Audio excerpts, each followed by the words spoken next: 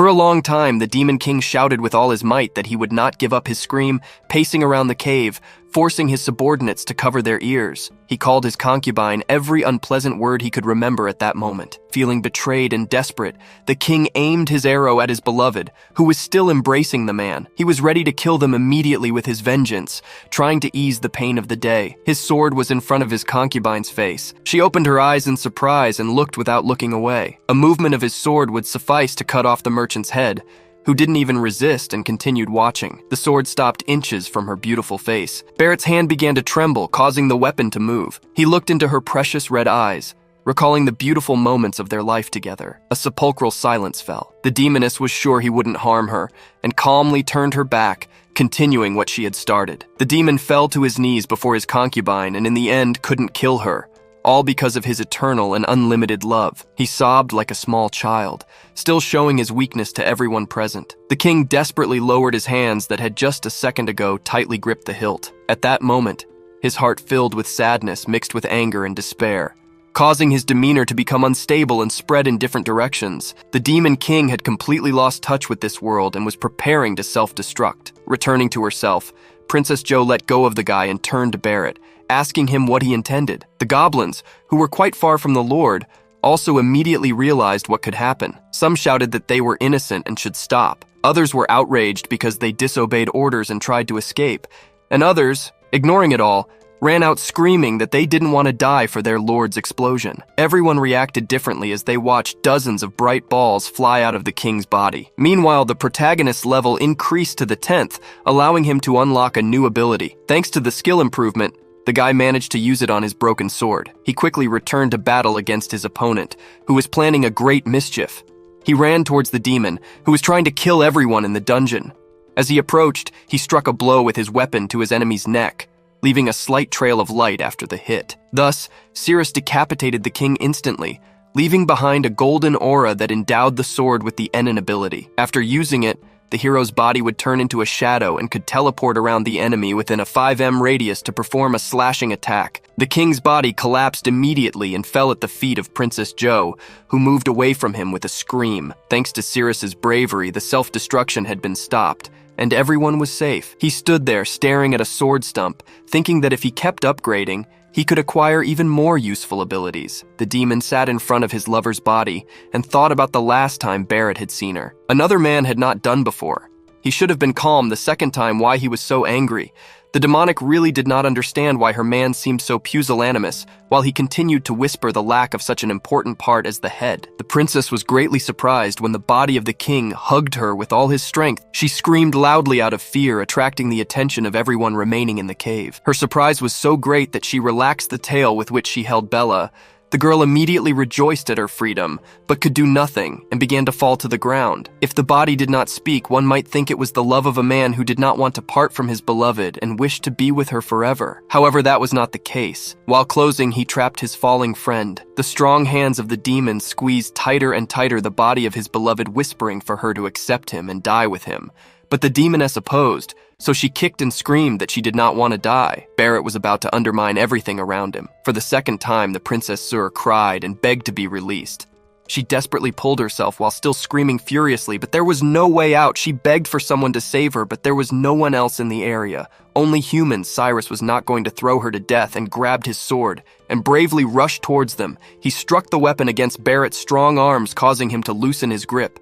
Cuss snatched the demon from the dominant arms of the king and began to move away from the bomb that could explode at any moment. The king did not give up in his endeavor to grab you until the last cry of his name. However, it was impossible to delay. His body began to glow suspiciously quickly, which only increased the feeling of unease. A bright flash appeared instantly behind our heroes as they exited the cave.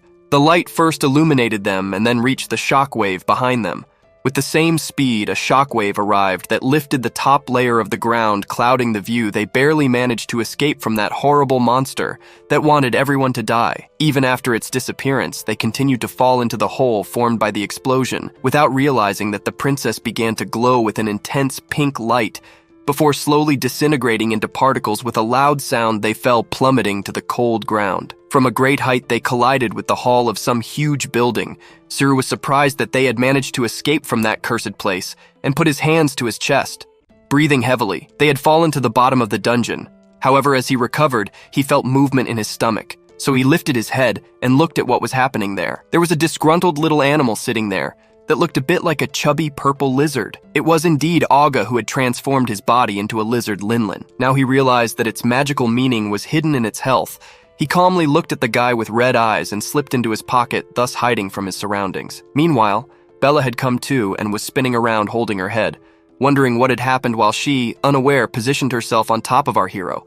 The guy directed his gaze to the notification of the task completed. The King of Money Operer was successfully eliminated, so the reward became available.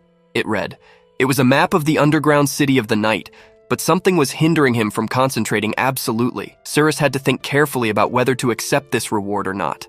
So he paused until the girl only noticed what she had right above her. As soon as Bella realized she had squashed it, she got off him, apologizing for what she had done. Meanwhile, Cyrus remained silent as the girl curled up in his lap, blushing at the ridiculous situation. Cyrus clicked on the notification interface, accepting the reward. He was curious to know what it was, so he opened the gift instantly. Before him, a dark system window opened with golden paths on the map. Dead ends, traps, resources, and the final boss were all marked on the map. All the wings were marked, and the path to them was extremely clear. The map had been very useful for the raid. Now they could go straight to the boss room without worrying about getting lost in the maze. Got on all fours and approached him, asking what he was talking about and where he was looking, but the guy just gestured for her to leave. Unfortunately, only he saw this system. It didn't make sense to sit at the bottom of the dungeon for too long, so Cyrus stood up first from the cold slabs and then gave the girl his hand and offered to go further. However, he couldn't go very far. Suddenly, his heart started beating frantically, causing him a lot of pain. He stopped when he felt something that made him tremble. It was just a moment before he was on his knees, spitting out purple puree. He was vomiting. The girl was startled to realize that something was wrong with the guy so suddenly. Why did he suddenly feel so bad? However, there was nothing she could do to help. Suddenly, the sharp pain changed location and migrated to his pinky finger, coloring the blood vessels purple, which could be observed even by naked eyes. Cyrus felt as if he were being cut from the inside and screamed, squeezing his hand to alleviate his own pain. His pinky fingers seemed to melt before his eyes, a pure liquid oozing from them, hissing and bubbling, obscuring the first signs of failure. His screams were incessant. The pain was so infernal that he thought he was dying. Our hero fell on the tiles, rolling from side to side without the girl being able to prevent it. And as he rolled on the floor, the skin on his back cracked like by the blades of a knife, creating uniform cuts. The new wounds began to ooze the same fluid that seemed so suspicious. Cyrus screamed incessantly, but at some point she managed to catch him in her arms, at least not to inflict more wounds. She squeezed him with all her might, trying to share his pain. The girl didn't understand or realize everything she saw. Even her back started bleeding, and something had to be done. She couldn't let him keep rubbing against the floor, even by touch. His body seemed so hot that it felt like he was burning up. His fingers continued crackling, but upon reaching the second phalanx, the purple pulp halted its spread and began to smolder, soon coming to a complete stop, allowing him to breathe in peace. All that remained was a blackened slice and a shortened finger. The screams also ceased, and now he only breathed wearily. Bella kept tightening her grip, looking at his hand, and with a hoarse voice whispered that the hell had stopped. The girl continued holding him even after he settled. Seeing her concern, Cyrus reassured her that everything was fine and began to examine his hand. Bella couldn't help but wonder what was happening to his body, so she asked him bluntly why his body was melting. However, the only word Sirius squeezed out explained everything that had been poisoned. The monsters had attacked the city half a year ago. He had seen with his own eyes several creatures fighting with the guild's heroes. It seems it was then when they grabbed that box and didn't let go while fighting the demons. The demons kept advancing to take their own and sacrifice their lives fighting with the guild members. That cursed box managed to harm the monster that only wanted to disarm the man. But not only did it make things worse for the humans, what came out of it couldn't be described with words, but with its power. It pierced through everyone within a 100-meter radius. Sirius was also hit by the echoes of the battle in the ruins, and the shockwave scratched his skin a bit, sending him to the ground and piling him up on top of a ruined building. There he lurked, pretending to be dead.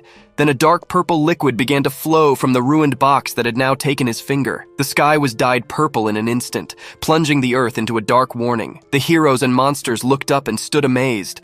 The truest blood flowed from the sky. Everyone was trapped. Both monsters and humans screamed in agony, losing a limb after another. Sirius, who was hidden in the ruins, watched the deaths in fear. hand over mouth. The hero who first claimed the box submerged in this foamy purple liquid that devoured his flesh without a trace. The monsters also fell under its influence, screaming helplessly and losing their lives irreversibly. Even just remembering all this, now our hero's back ached as if melting by lava. Sirius had not been directly affected by the liquid, but due to the odor he had inhaled, he was still poisoned. When he passed out, he had already woken up in the hospital. The doctor who attended to him did not mince words and directly told our hero that he would live a maximum of 1 year. However, there was an option to neutralize the poison. So the young man went on a raid. The blood of the demon god was able to neutralize it, it seems. Just when he was desperate and resigned to die, a system window appeared before him for the first time, asking if he wanted to join the system and become a player. By doing so, he could get tips to obtain vital blood. So he activated the system and learned that the blood was in the dungeon. Later, he learned to detoxify himself in that dungeon. Bella. He listened to your story and began helping the wounded man to stand up. Both were limping, but thanks to the map, he now knew where to go. In front of the place where they fell, there was a room with weapons and clothing.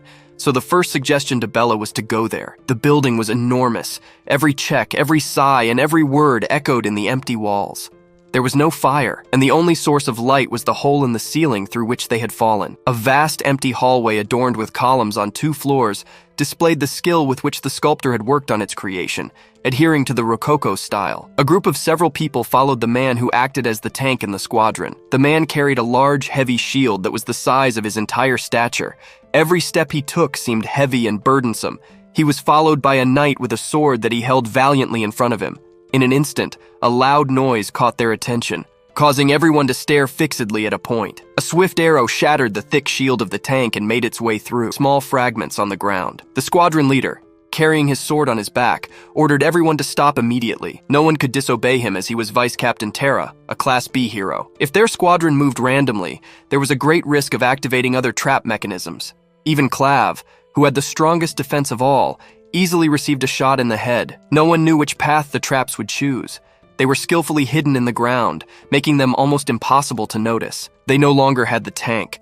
Their only option was to rely on cannon fodder. Finally, they had managed to reach this place and did not want to turn back. The entire squadron sank into despair. A member of the group reminded them of a very practical old rule. The one with the lowest rank must go ahead of everyone else, exploring the path. This was suggested by the team's serious captain and a great hero who had boldly thrown the weakest guy, Makui, a low-class hero whose armor was of no quality, ahead of the traps, sending him to his death. The higher-ranked men threatened him with their weapons and ordered him menacingly to crawl forward and find a safe route for them. Disobeying the commander's order would mean immediate death. The fear in the boy's eyes could be read from a distance.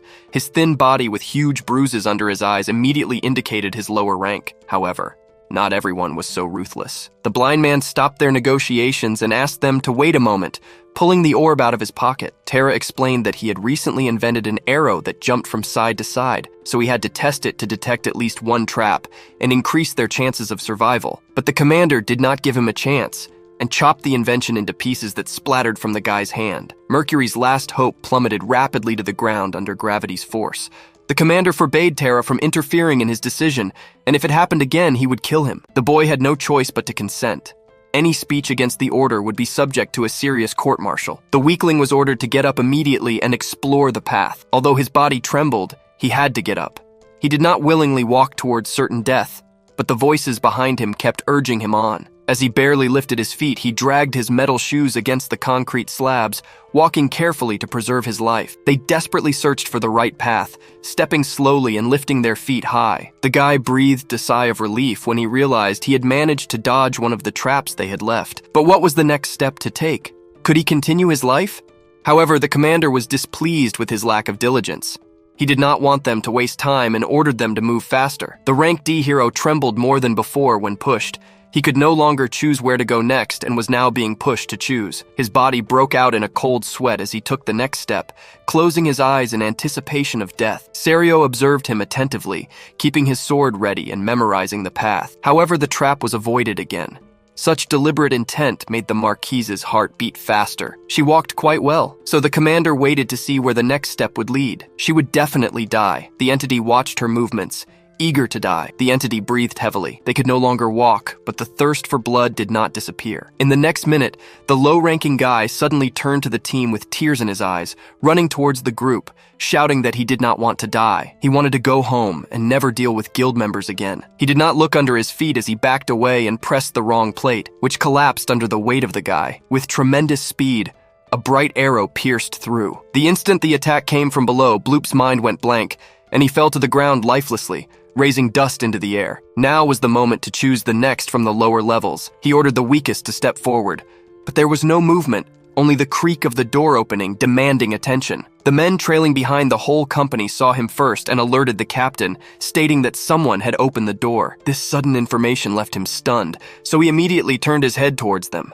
Meanwhile, the top of a dark-haired boy's head appeared in the distance, observing the room with interest. Sirius and Bella were surprised to find other heroes here. The boy and the girl recognized the former team members, perfect in their view for the role of bait. Sirius was sure that everyone in the group had to be killed by now, but this guy had disobeyed his orders. He had fled. Meanwhile, seeing his friend, he was glad she was alive. The commander was not happy. Anger furrowed his brows, and hissing, he began to speak to him threateningly, asking why he was still alive. However, our hero was not surprised by this reaction. After all, they had fought before the raid, so they were in an unpleasant situation. The eve of departure, the commander raised his sword, forcing Sirius to raise his hands and look dismayed. He demanded only one thing and an explanation. Sirius tried to calm the other men in suits, but he wouldn't listen. He wanted to know how the guy knew his wife's secrets. But the protagonist, not wanting to worsen the situation, replied that he was only practicing his intuition for the next battle. It allowed him to know the color of any clothing, so he knows the colors of his mistress's clothes. However, this did not appease the captain, and he raised his weapon, fully prepared to attack. But the guards accompanying him successfully restrained his impulse while awaiting an explanation about the relationship between the boy and his wife, threatening to kill him otherwise. Sirius bravely struck his chest and confidently asserted that he would not slander or besmirch his honor, and to justify his actions, he was ready to demonstrate what he was capable of. After so much training, he instantly said what he was wearing, and with whom he was going out at that moment, leaving the captain and guards stunned and surprised to hear such heresy and recklessness. The guards agreed with the Lord, and we are ready to kill the young man here and now, but it would be impossible to kill him in the city. So another subordinate warned that if someone discovered his corpse, everyone would have unnecessary problems. The best punishment for him would be to put him in a group or as bait, which they were willing to do. Sirius heard this while wrinkling his nose, but did not interrupt. Only thanks to this could the protagonist join the raid to continue his search for the antidote. Now he was just wandering in search of a new team, but he was lucky to come across another group. Meanwhile, the captain stepped forward and, pointing to the young man, ordered him to come closer to him because as the leader of the expedition team, he had the right to use his abilities. But the boy stood still as if he were being yelled at. Although he hadn't seen what was happening before, the young man guessed he wanted to send another low-ranking man to death. Even the terror of realizing it, despite Sirius's seriousness, made him shout not to move. The boy turned to the head and said that since they could reach the end of the traps alive, they should follow his steps to bypass them. It made no sense to kill them off, and having used them, the team did not need to take any more risks to destroy the big boss of the sea level. They had to sacrifice dozens of valuable units. There was no time to repeat the same experience. He explained that he did everything for his people. If Tara didn't like it, she could always leave. But the boy preferred to remain silent in the face of the boss's moralizing. Raising his hand, the captain asked his subordinates if they hadn't trained their instincts. It was time to do their part for the team. They had to understand the consequences of disobeying orders. However, while kicking himself, Sirius received a new notification of the opening of the Bella card, which remained silent behind the boy. She begged him not to go there. Even just looking at that dangerous road made it clear what he was capable of. She was sure there was another way, so they should have thought about finding it, but he wasn't going to turn back. The captain had already given the order, and that only meant blind obedience. He swore to the girl that everything would be fine, and letting her go, the team was surprised when the protagonist took the first step to bypass the trap without a second thought. They couldn't believe they were now seeing the rank F guy. Was it really necessary to rely solely on intuition to predict the disposition of the mechanisms?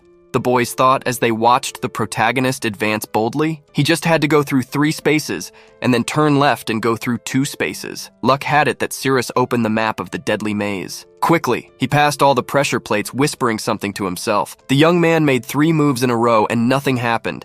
The team was sure the guy had incredible luck. Turning left, he walked 2 more spaces without worrying about his life. The brunette who was seriously in the group shouted when the guy quickly turned around and took another step without consequences. However, when he lightly stepped on the slab, everyone feared the mechanism would kill the only person who had made it this far. But there was no click now. Now, with each step, this guy showed no trace of hesitation. That's true luck. Some heroes even whispered that he knew the right path. However, others refuted it, calling it nonsense. Just getting information about the terrain from only the first half of the dungeon would be worth a dozen money, even for intelligence officers. A level F kid didn't even have the right to contact such people. Suddenly, Surus jumped forward, making everyone think he was done for. But luck was on his side. He stood on one leg, trying to maintain his balance, almost losing it, and when he stabilized, he breathed a sigh of relief. The leader of the expeditionary squad was increasingly surprised. He didn't understand why the mechanism hadn't worked yet, but the young man had 5 more positions left. He soon reached the other side of the room, indeed approaching the exit, which made the group open their mouths and be surprised as they continued watching. The guy passed confidently next to Maki's corpse, dragging his armor and paying no attention. Surus made the last move without problems and found himself facing the commander's face, smiling defiantly for his victory. Our hero emerged unscathed since the trap had not been triggered even once. It was really luck that this guy, just by trusting his intuition, was able to anticipate the location of the mechanisms. This was the proof. He found himself facing the commander's smiling face defiantly for his victory. Our hero emerged unscathed since the trap had not been triggered even once. It was truly fortunate.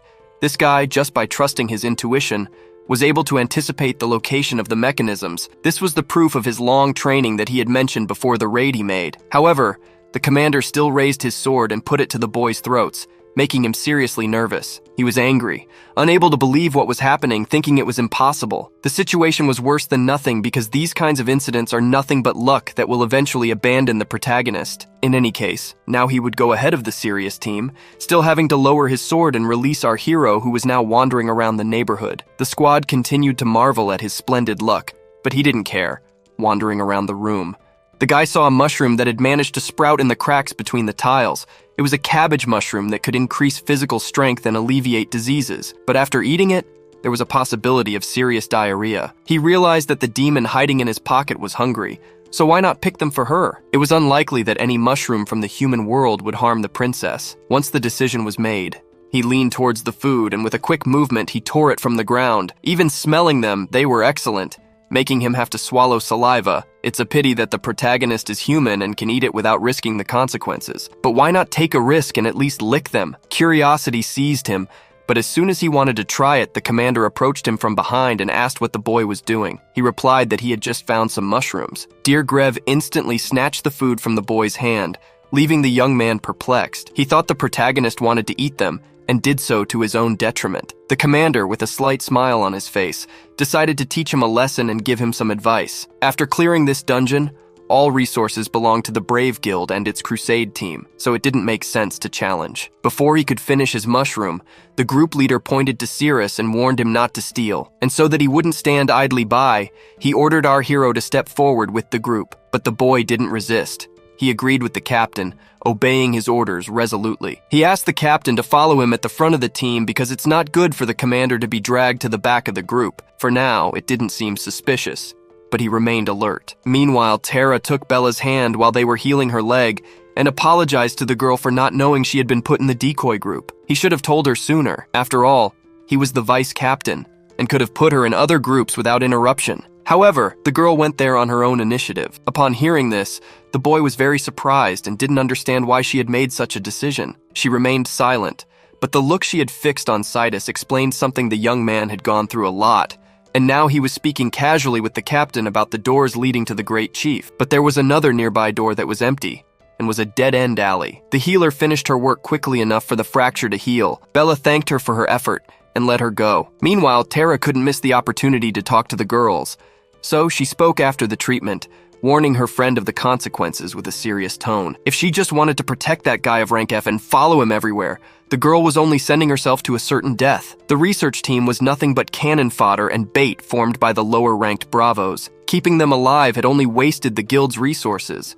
The only way to prove their worth was to act as bait or get ahead of the group. The vice captain didn't want Bella to make the same mistakes, so he explained his thoughts as clearly as possible. He didn't want Bella to leave him alone on the next trip. Tara was number 1 and of Class B, and he was sure he could protect her. Meanwhile, our hero, Sirius, had found the right doors. There were no traps behind them, so the boy let the commander go through but didn't want to risk his precious life. So he urged him forward, murmuring something with dismay. He didn't understand his discontent because the chief couldn't allow team members who were of great value in combat to take such a risk. So the guy's refusal wasn't even considered. Grumbling didn't solve anything, and moving forward was still necessary. Sirius headed to the main door and pressed his hands against it with all his strength, pushing it forward. The commander gave the order to be ready because the door was about to open. What was hidden behind it was unknown, so it was best to prepare for the worst. At the same time, he tried to maintain a calm face, but the noise from his stomach wouldn't go away, making him feel cold. The door opened, and a cold, grave wind blew over his body, having fully opened them. Our hero advanced calmly, looking around the somewhat destroyed room, and smoothly moved from the slabs to the cavernous floor. The passage opened, and all the squad members tensed up. Something unexpected could appear at any moment, so they had to remain highly vigilant. However, his head still hurt, and he couldn't relax. He cursed inwardly and cursed everything around him, praying for it to cease. Meanwhile, Sirius finally took his first steps down the hallway with his sabotages. He advanced calmly and courageously as he observed the room. Its enormous size made one think that the chief would be an enormous monster of unprecedented proportions. As he wandered, Sirius continued to ask the boy about what he had seen. He knew it was dark enough to light a fire, but his stomach, which had failed him at such a critical moment, interrupted his rational thoughts. He supposed it could be because of the fungus, but it was already too late to do anything. It had run out. It would be very difficult for him to fight monsters and contain himself. Unfortunately, when the commander asked him, he replied that by what I saw here was all plagued with monsters, deciding that there was no other option. The young man started running quickly, calling his team after him, telling all his squad mates to follow him and start running everywhere, but that was not allowed. He was ordered to stop immediately, but he didn't.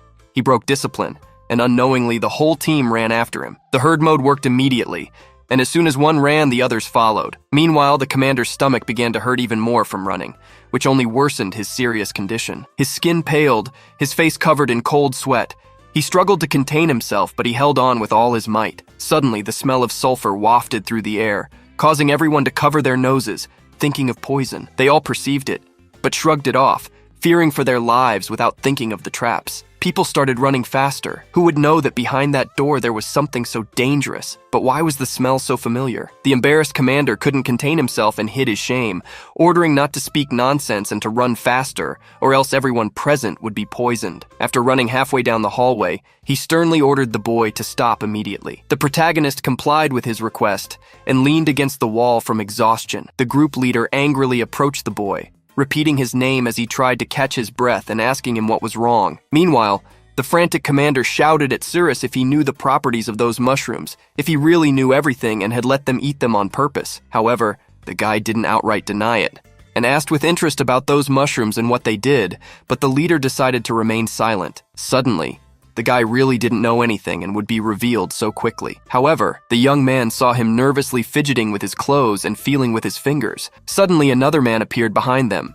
concerned about the severity, and pulled out a large stone that could serve as a seat. He thought the captain was tired, so he suggested he sit and rest. However, this only made the man so angry that he threw him out, ordering the whole team to gather and continue working. There was no time for a break. After dealing with the group, he raised his sword and stopped it at the young man's neck, who had done nothing wrong. He threatened him that if he dared to run away again, the next time he found him, he would kill him immediately. However, the young man simply swallowed the saliva that had accumulated from fear, seeing his determination. Saru was scared and stammered, agreeing with him. Meanwhile, there was a fissure in the ground shaped like a dragon's tail that reached up to its head. The guy in front of the group pointed to the slab and warned them not to step on it. They kept walking without realizing that the same dragon was sleeping a meter away from them behind a broken wall. The hallway quickly turned into a rocky cave, making it difficult to march.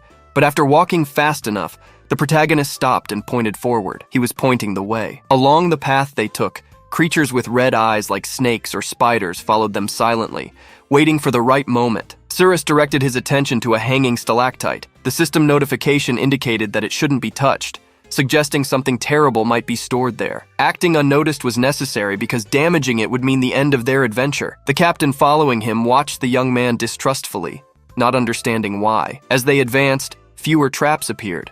No mechanisms worked, and not a single monster was encountered. This fact greatly disturbed him. Many thoughts about the protagonist infiltrated his mind. Had he really been here before?